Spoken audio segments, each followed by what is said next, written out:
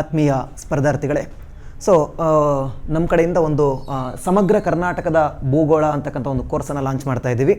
So ಈ ಒಂದು ಕೋರ್ಸ್ನಲ್ಲಿ ನಿಮಗೆ ಕರ್ನಾಟಕ ಭೂಗೋಳಕ್ಕೆ ಸಂಬಂಧಪಟ್ಟಂಥ ಎಲ್ಲ ಅಂಶಗಳನ್ನು ಕೂಡ ಎಲ್ಲ ಕ್ಲಾಸಸ್ಗಳನ್ನು ಚಾಪ್ಟರ್ ವೈಸ್ ಮಾಡಿಕೊಡಲಾಗುತ್ತೆ. ಸೊ ನೀವು ಗ್ರೂಪ್ ಸಿ ಸಿಲೆಬಸ್ ಕಾಪಿಯನ್ನು ನೀವು ಗಮನಿಸಿರ್ಬೋದು. ಅಲ್ಲಿ ಕರ್ನಾಟಕವನ್ನು ವಿಶೇಷವಾಗಿ ಒಳಗೊಂಡಂತೆ ಭಾರತದ ಭೂಗೋಳ ಶಾಸ್ತ್ರ ಅಂತ ಇರುತ್ತೆ. ಕರ್ನಾಟಕವನ್ನು ಪ್ರಧಾನವಾಗಿ ಒಳಗೊಂಡಂತೆ ಭಾರತದ ಭೂಗೋಳ ಶಾಸ್ತ್ರ ಅಂತ ಇರುತ್ತೆ. ಅಂದರೆ ಇಂಡಿಯನ್ ಜಿಯೋಗ್ರಫಿಲಿ ಕ್ವಶನ್ಸ್ ಬರ್ತವೆ, ಬಟ್ ಕರ್ನಾಟಕವನ್ನು ಪ್ರಧಾನವಾಗಿ ಒಳಗೊಂಡಂತೆ ಅಂತ ಒಂದು ಪದ ಇರುತ್ತೆ. ಹಿಂಗಾಗಿನೇ ಕರ್ನಾಟಕದ ಭೂಗೋಳ ಶಾಸ್ತ್ರ ಅನ್ನೋದು ನಮಗೆ ಭಾಳ ಇಂಪಾರ್ಟೆಂಟ್ ಆಗುತ್ತೆ. ಒಂದು.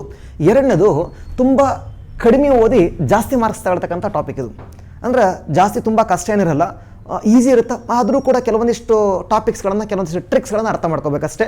ಆ ಇಡೀ ಟ್ರಿಕ್ಸ್ಗಳನ್ನು, ಆ ಇಡೀ ಹೆಂಗೆ ರೋಡ್ ಮ್ಯಾಪನ್ನಾಗಿ ಇಟ್ಕೋಬೇಕು ಅನ್ನೋ ದೃಷ್ಟಿಯಿಂದ ಒಂದು ಕ್ಲಾಸಸ್ಸನ್ನು ಸ್ಟಾರ್ಟ್ ಮಾಡ್ತಾ ಇದ್ದೀವಿ, ಸಮಗ್ರ ಕರ್ನಾಟಕದ ಭೂಗೋಳ ಅಂತೇಳಿ.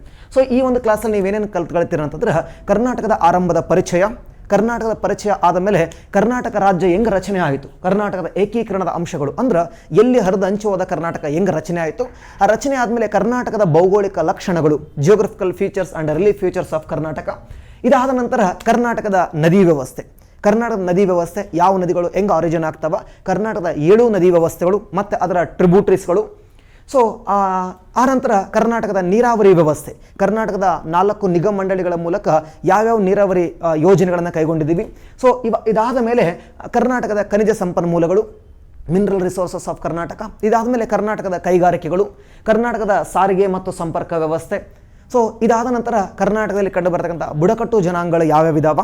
ಸೊ ಇಷ್ಟು ಅಂಶಗಳನ್ನು ಒಳಗೊಂಡಂತೆ ಇದರ ಜೊತೆಗೆ ಕರ್ನಾಟಕಕ್ಕೆ ಸಂಬಂಧಪಟ್ಟಂಥ ಭೂಗೋಳ, ಕರ್ನಾಟಕದ ಮಣ್ಣುಗಳಾಗಿರ್ಬೋದು, ಕರ್ನಾಟಕದ ವನ್ಯಜೀವಿ ಸಂಪತ್ತು ಆಗಿರ್ಬೋದು, ಕರ್ನಾಟಕದ ಅರಣ್ಯ ಸಂಪತ್ತು ಆಗಿರ್ಬೋದು, ಈ ಎಲ್ಲ ಅಂಶಗಳು, ಕರ್ನಾಟಕದ ವಾಯುಗುಣ ಆಗಿರ್ಬೋದು, ಈ ಎಲ್ಲ ಅಂಶಗಳನ್ನು ಒಳಗೊಂಡಂತೆ ಸಮಗ್ರ ಕರ್ನಾಟಕದ ಒಂದು ಭೂಗೋಳ ಶಾಸ್ತ್ರವನ್ನು ಸೊ ಈ ಒಂದು ಕೋರ್ಸಲ್ಲಿ ಲಾಂಚ್ ಮಾಡ್ತಾ ಇದ್ದೀವಿ. Just only 199 ರುಪೀಸ್ಗೆ.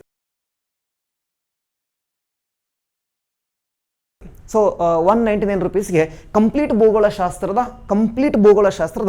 ಯಾವುದು ಕರ್ನಾಟಕ ಭೂಗೋಳ ಶಾಸ್ತ್ರದ ಎಲ್ಲ ಕ್ಲಾಸಸ್ಗಳು, ಎಲ್ಲ ತರಗತಿಗಳು ಕೂಡ ನಿಮಗೆ ಸಿಗ್ತಾ ಹೋಗ್ತವೆ. ಕರ್ನಾಟಕದ ರಿನ್ಯೂವಬಲ್ ಎನರ್ಜೀಸ್ ಆಗಿರ್ಬೋದು, ನಾನ್ ರಿನ್ಯೂವಲ್ ಎನರ್ಜೀಸ್ ಆಗಿರ್ಬೋದು, ಇದ್ರ ಜೊತೆಗೆ ಆಯಾ ತರಗತಿಗಳಲ್ಲೇ ಅಥವಾ ಕೊನೆಯಲ್ಲಿ ಕರೆಂಟ್ ಪ್ಲೇಸಸ್ ಏನೇನು ಇಶ್ಯೂಸಲ್ಲಿದ್ದಾವೆ ಕರ್ನಾಟಕದಲ್ಲಿ ಅದೊಂದು ಹೆಚ್ಚುವರಿಯಾಗಿ. ಸೊ ಎಲ್ಲ ಟಾಪಿಕನ್ನು ಮುಗಿಸಿ ಆದಮೇಲೆ ಕರ್ನಾಟಕದಲ್ಲಿ ಯಾವ್ಯಾವ ಪ್ಲೇಸಸ್ ಜಿಯೋಗ್ರಫಿ ರಿಲೇಟೆಡ್ ಆಗಿ ಇಶ್ಯೂಸ್ ಆಗಿದಾವ ಅನ್ನೋದನ್ನು ಕೂಡ ನಾವು ನಿಮಗೆ ಈ ಕ್ಲಾಸಲ್ಲಿ ಕೊಡ್ತಾ ಹೋಗ್ತೀವಿ. ಸೊ ಒಂದ್ಸರಿ ಈ ಕ್ಲಾಸಸ್ಸನ್ನು ನೋಡಿದ್ರೆ ಸಾಕಾಗುತ್ತಾ, ಕಂಪ್ಲೀಟಾಗಿ ಇಡೀ ನೀವು ಒಂದು ನೋಟ್ಸ್ ಮಾಡ್ಕೊಂಡ್ರೆ ಕಂಪ್ಲೀಟಾಗಿ ಏನು ಮಾಡ್ಬೋದಪ್ಪ ಅಂದ್ರೆ, ಸೊ ಒಂದು ಟಾಪಿಕ್ ಕ್ಲಿಯರ್ ಆಯಿತು ಅನ್ನಂಗೆ ಸೈಡಿಗೆ ಇಡ್ಬೋದು. ಅಂದ್ರೆ ನಾನು ಇಲ್ಲಿ ಯಾವುದೇ ರೀತಿಯ ಪೊಲೀಸ್ ಕಾನ್ಸ್ಟೇಬಲ್ ಉದ್ದೇಶ ಅಥವಾ ಇಂಥದೇ ಒಂದು ಯಾವುದೋ ಎಕ್ಸಾಮ್ ಉದ್ದೇಶಕ್ಕಾಗಿ ಮಾಡ್ತಾ ಇಲ್ಲ. ಸೊ ನೀವು ಪೊಲೀಸ್ ಕಾನ್ಸ್ಟೇಬಲಿಂದ ಹಿಡಿದು ಅಪ್ ಟು KS ವರೆಗೆ ಎಲ್ಲ ಕರ್ನಾಟಕದ ಜಿಯೋಗ್ರಫಿ ಏನೈತೆ ಎಲ್ಲ ಪಾಠ ಮಾಡ್ತಾ ಹೋಗ್ತೀವಿ. ಸೊ ಪಾಠ ಮಾಡ್ಬೇಕಾದ್ರೆ ಹೇಳ್ತೀನಿ, ಯಾವುದನ್ನು PC ಗೆ ಓದಬಾರ್ದು, ಯಾವುದನ್ನು ಪೊಲೀಸ್ ಕಾನ್ಸ್ಟೇಬಲ್ಗೆ ಓದಬಾರ್ದು. ಇನ್ನು ಗ್ರೂಪ್ ಡಿಗ್ರಿ ಲೆವೆಲ್ ಎಕ್ಸಾಮ್ಸ್ ಏನಿರ್ತಾವಲ್ಲ ಅದು ಎಲ್ಲರೂ ಓದಲೇಬೇಕು. ಕೆಲವೊಂದು ಎಕ್ಸಾಮ್ಸ್ಗೆ ಕೆಲವೊಂದನ್ನು ಓದೋ ಅವಶ್ಯಕತೆ ಇರಲ್ಲ. ಪೊಲೀಸ್ ಕಾನ್ಸ್ಟೇಬಲ್ ಅಥವಾ ವಿಲೇಜ್ ಅಕೌಂಟೆಂಟ್ ಎಕ್ಸಾಮ್ಸ್ಗಳಿಗೆ ನಾನು ಪಾಠ ಮಾಡ್ಬೇಕಾದ್ರೆ ಹೇಳ್ತಾ ಹೋಗ್ತೀನಿ, ಇದು ಯಾವ ಎಕ್ಸಾಮ್ಸಿಗೆ ಪ್ರಶ್ನೆ ಬರ್ಬೋದು, ಯಾವ ಎಕ್ಸಾಮ್ಸಿಗೆ ಈ ಪ್ರಶ್ನೆ ಬರಲ್ಲ ಅನ್ನೋದನ್ನ ಹೇಳ್ತಾ ನಾನು ಪಾಠ ಮಾಡ್ತಾ ಹೋಗ್ತೀನಿ ಅಂತ. ಸೊ ಈ ಸಮಗ್ರ ಕರ್ನಾಟಕದ ಭೂಗೋಳ ಶಾಸ್ತ್ರ ನಿಮಗೆ ಅವಶ್ಯಕತೆ ಇದ್ದಲ್ಲಿ, ಸೊ ನಿಮಗೆ ವಿದ್ಯಾಪೀಠ ಸ್ಟಡಿ ಆ್ಯಪ್ಗೆ ಹೋಗಿ, ವಿದ್ಯಾಪೀಠ ಸ್ಟಡೀಸ್ ಅಂತ ಒಂದು ಆ್ಯಪ್ ಇದೆ, ನಿಮ್ಮ ಪ್ಲೇಸ್ಟೋರಲ್ಲಿ ಹೋಗಿ ವಿದ್ಯಾಪೀಠ ಸ್ಟಡೀಸ್ ಆ್ಯಪನ್ನು ಡೌನ್ಲೋಡ್ ಮಾಡ್ಕೊಂಡ್ರೆ, ಅಲ್ಲಿ ಡೌನ್ಲೋಡ್ ಮಾಡಿ ಲಾಗಿನ್ ಆದರೆ ಕೋರ್ಸಸ್ಗಳು ಓಪನ್ ಆಗ್ತವೆ. ಸ್ಟೇಟ್ ಗೌರ್ಮೆಂಟ್ ಕೋರ್ಸಸ್ ಅಂತ ಸಿಗ್ತವೆ.